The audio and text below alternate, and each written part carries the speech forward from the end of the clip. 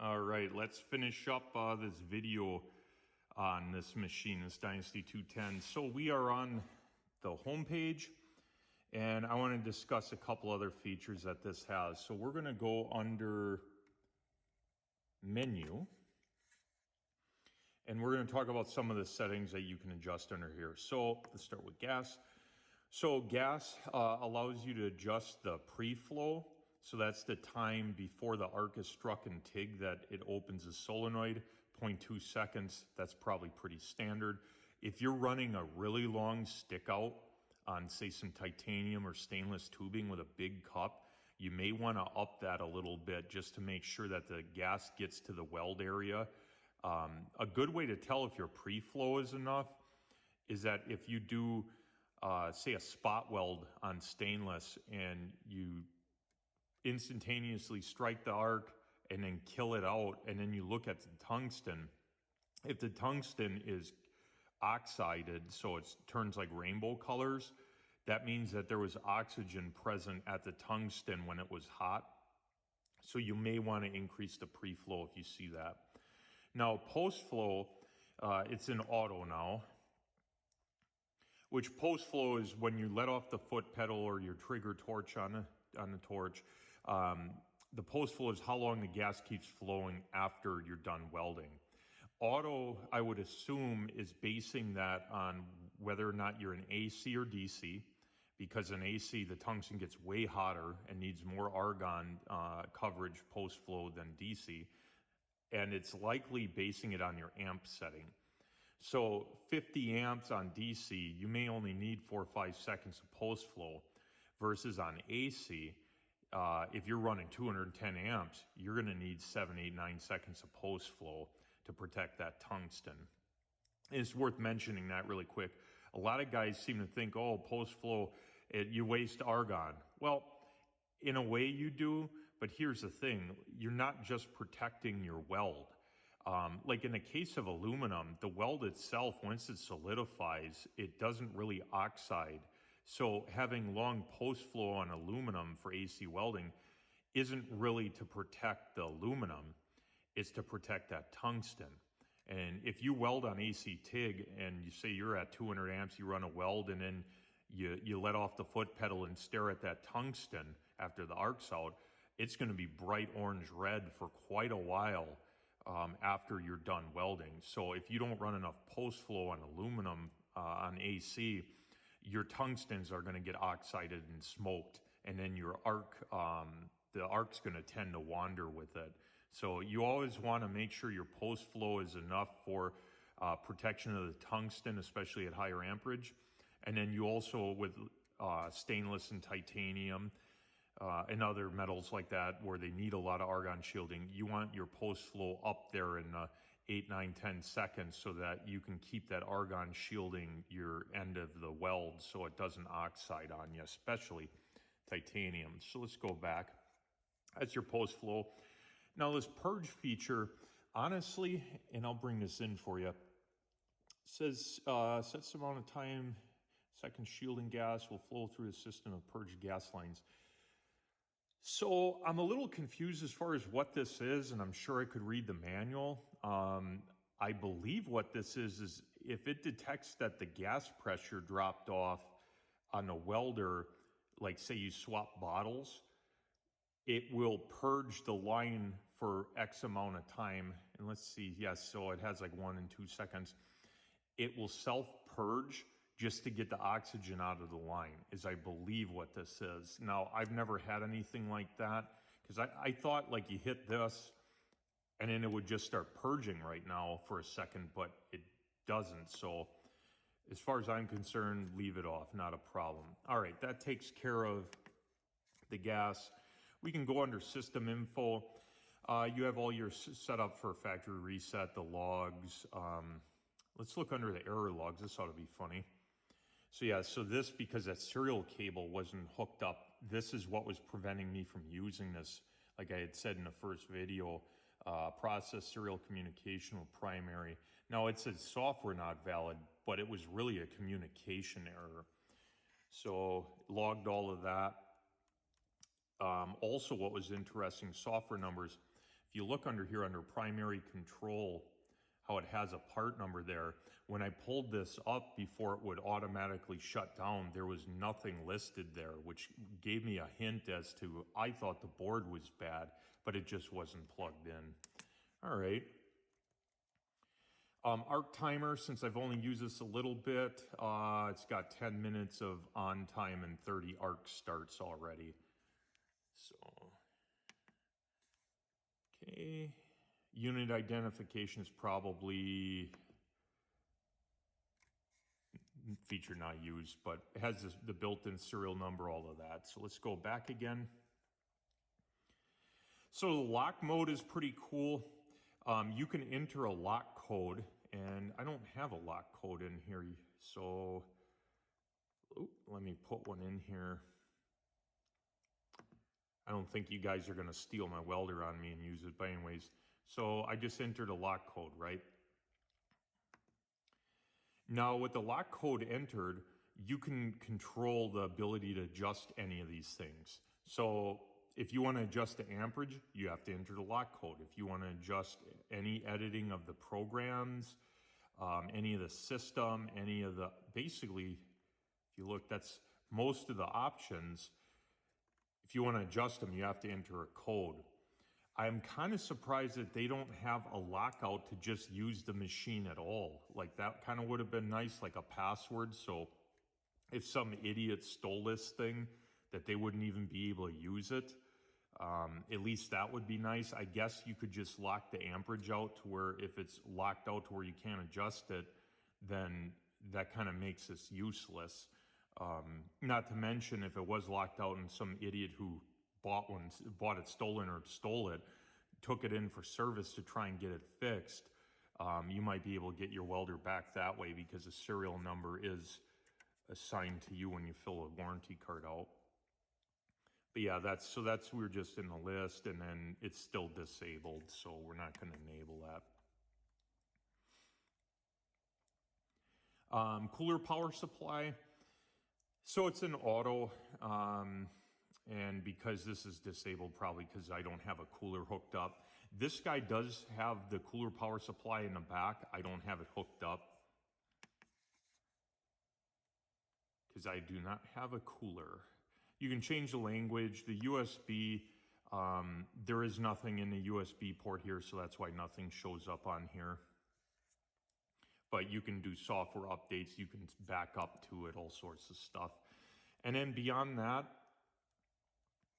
we got weld timers. Now that, I'm not sure what this is. Oh, okay. So this has to do with if you're not using the foot pedal and stuff, which I'm not going to be using that. The E-control. So this is kind of odd. I've never seen this. You can use the foot pedal to control the pulse of the machine. So it's, I guess, I don't know, it's kind of weird. I don't know why you would use a foot pedal to dictate the machine. Maybe that's for if you're using this as part of a CNC setup and you're using this trigger, this pinout to control that. I don't know. I don't know why you would want to do that. And the last thing on this list is sleep timer. So that's just how long does this thing sit idle before it shuts off. Right now it's probably disabled, and it is. And that pretty much takes care of all of the features of the menu here. Let's go back to home. And let's just talk about how you save stuff. It's pretty easy. So we are 110 amps, we're in stick mode. The little depiction of the AC waveform tells us we're on AC. Say this is what we like and we want to save this. You hit this little file button. You go over to save. And we're going to select the first empty slot. And one thing I really like about this guy is you can very easily type a name in for it. So it's not like, oh, it just saves it as option 1 or option 2. Let's just call this something easy. Let's do the word 10. if I can find the end, there we go. That's the name of this process, whatever. And then we can scroll over to save, and it has been saved to memory. So now whatever you wanted to name your process with all your variables is now, in this case, known as 10. But say you had more complicated, like 060 stainless or thinner, with back purge and all the, or not back purge, but really long argon flow, post flow, and just everything was set up the way you like to weld, like say stainless exhaust tubing. You can call it like thin wall stainless exhaust tubing, and just by, oh, there's thin wall stainless exhaust tubing, and you're just set up ready to rock without adjusting all the post flow, all the pre-flow, all of that. So that's really helpful that you can name it what it is with spaces and everything, versus like I had Everlast Lightning 275, and although that had memory, it was like almost a useless feature. Like you had to put a cheat sheet on the side of the welder with telling you what things were, because you had no idea what anything was. So it almost was no benefit. But this I can actually see, I'll actually use it, and I think you guys would. As far as like deleting, so we just added that. I'm going to select that, switch it to yes, and I think it deleted it. Let's look. Yeah, so it's empty now. Oh, it's worth saying there's 99 save files you can put on this. So 99 separate programs. And not only that, but you can put them and transfer it to the USB stick and then take it to any other dynasty, and you have all your preferred programs right there. And I think that's really what Miller is trying to go to, is so that a guy who can run this machine can literally go to the 300 or the 400. No, the 400 doesn't have this on it yet, I don't believe, but to where it makes it really easy to swap machines, which is pretty smart on their behalf. And let's just go back to home. And we're there. It's again in stick mode.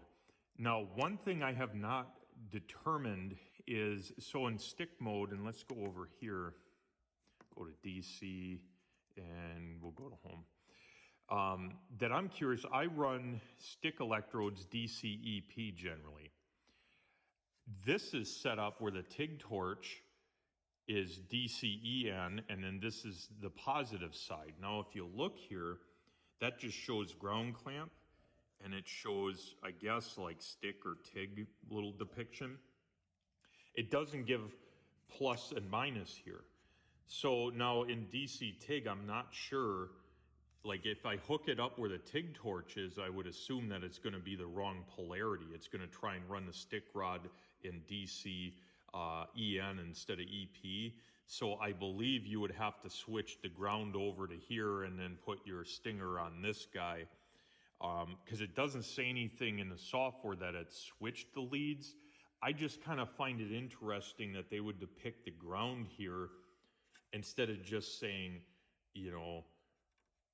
what the polarity is, like EN, EP, or whatever. I don't understand why they did that, but that's what they did there. Beyond that, like I had said earlier, this is the Wi-Fi controller. That does not come with it. That's a pretty expensive option. I decided to go with it because it's one less cord I can trip over. So far, it's worked great. I've never used their Bluetooth wireless, and it's synced up right away. I guess you can have like 30, 40 of these or some ridiculous amount in a shop, and they don't interfere with one another because this is matched to the foot pedal. Like I said here, got the quick connect, very easy to take on and off. Since this, I will be going on mobile jobs occasionally, even though this is pretty heavy and big for what it is, but that just simplifies things.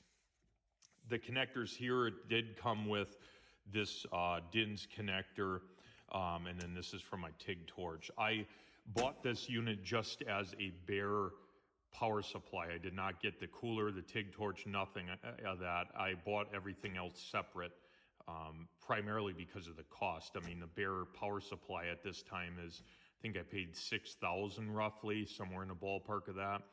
That's a lot of money for a TIG welder, and I already had a lot of the other accessories, so I just carried them over.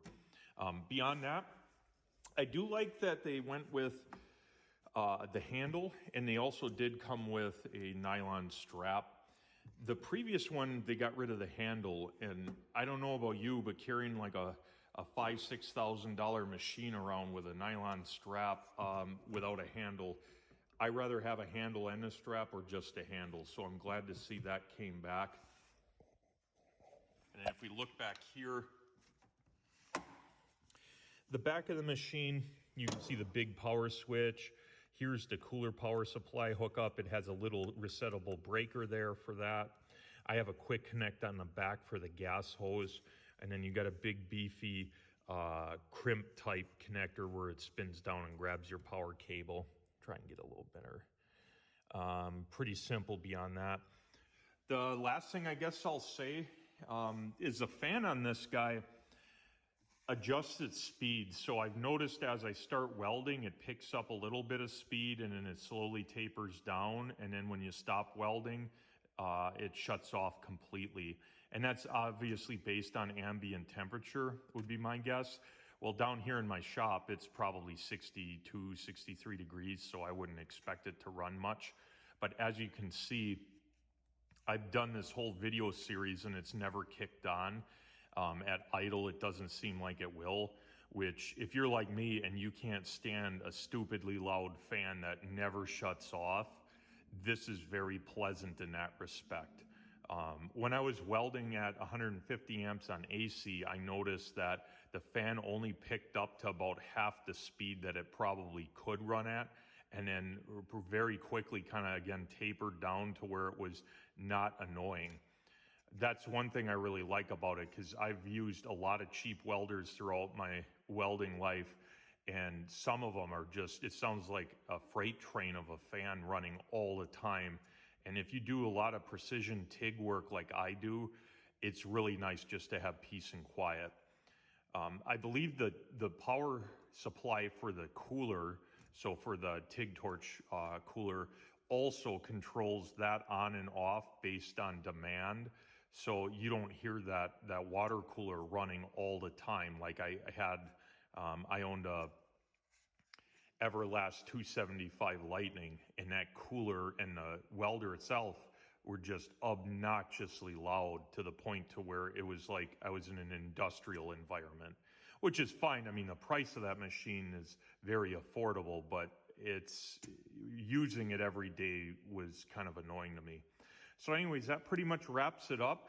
I will do videos down the line of more or less how to TIG weld. That's not what these videos were for. This is just kind of discussing what this new welder has to offer.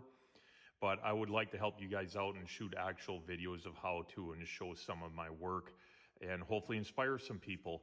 So if you have any questions, comments, concerns, anything, shoot me a message or post in the comments.